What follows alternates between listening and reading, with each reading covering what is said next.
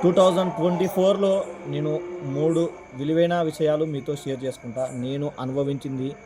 మరి ఫస్ట్ వచ్చేసి డబ్బు. మనకు డబ్బు అనేది చాలా అవసరం. ఎందుకంటే ఆ డబ్బు మనకు హాస్పిటల్ పడితే గానీ మనకు ఆ డబ్బు వాల్యూ తెలీదు. రెండోదొచ్చేసి లవ్.